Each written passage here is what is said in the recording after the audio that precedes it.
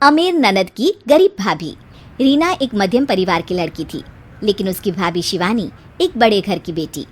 शिवानी की शादी अभिषेक से लव मैरिज थी। अरे भाभी, ये कितना अच्छा सूट पहना है आपने, काश ऐसा मैं भी पहन पाती। अरे क्यों नहीं रीना, वैसे भी तुम्हारा और मेरा नाम तो एक ही है, जब मन करे पहन लेना।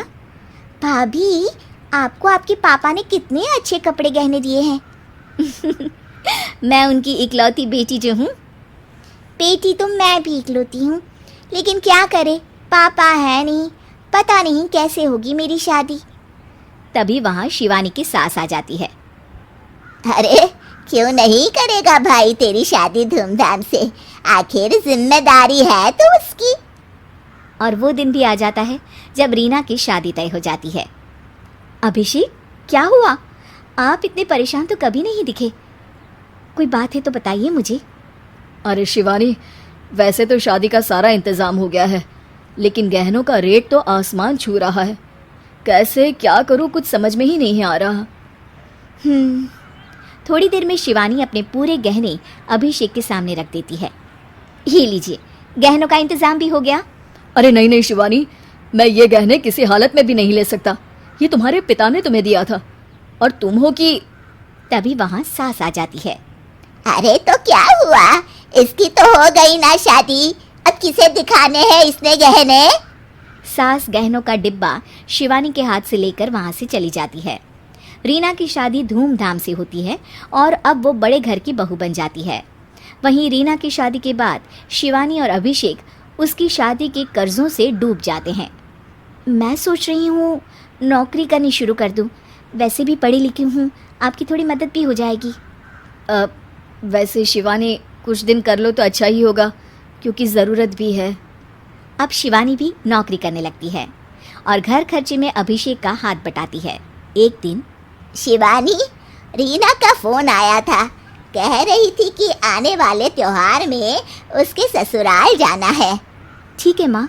अरे ठीक तो है, लेकिन एक काम कर लेना, उसके सास ससुर से लेकर पूरे खानदान के कपड़े मिठाइयाँ सब ले आना, और हो सके तो रीना के लिए छोटे से कान में पहनने के बूंदे भी। और क्या है ना, शादी में उसे सारी बड़ी बड़ी कान की ज्वेलरी दी थी, घर में पहनने के लिए तो उसके पास कुछ भी नहीं है। शिवानी सोच में पड़ जाती है कि वो क्या करे, क्योंकि कर्जों और घर के खर्चों के बाद तो पैसे बचते ही नहीं थे। शिवानी फिर अपने पिता को फ़ोन करती है और उनसे पैसे मांगती है। देखो शिवानी, मैंने तुम्हें शादी के वक्त ही मना किया था कि ऐसे घर में शादी करनी ही नहीं चाहिए। अरे अभिषेक को शर्म आनी चाहिए जो ससुराल से पैसे मंगवा रहा है। शिवानी को पिता की बात पर गुस्सा आ जाता है। आप मेरे पिताजी हैं और मैं परेशान थी इसलिए आपसे मदद की उम्मीद की पापा। अभिषेक को तो पता भी नहीं है कि मैंने आपसे पैसे मांगे हैं। शिवानी सोचती है कि वो अभिषेक से बात करे, लेकिन फिर उसे लगता है कि वो टेंशन ले लेगा। तभी शिवानी की नज़र हाथ के कंगन पर पड़ती है। सीधे बाजार जाती है और उसे बेचकर ननद के घर ले जाने का सारा सामान लेकर आती है और सास के सामने रख देती है। हाँ ठीक है, लेकिन फल थोड़े और अच्छी क्वालिटी के होने चाहिए थे। शिवानी कुछ नहीं कहती, वहाँ से चली जाती है। एक दिन शिवानी, रीना का फोन आया था, बहुत रो रही थी। क्यों माँ, क्या हुआ? सब ठीक तो है ना उसके ससुराल में? अरे तूने तो उसकी नाक ही कटवा दी। अब मैंने क्या कर दिया माँ? कह रही थी कि बड़े घर की बहू है भाभी, जो कपड़े दिए वो ब्रांडेड भी नहीं थे। तू तो जानती है ना उन लोगों का पहनावा कितना अच्छा है। तू तो मेरी बेटी का भला कभी सोचती नहीं।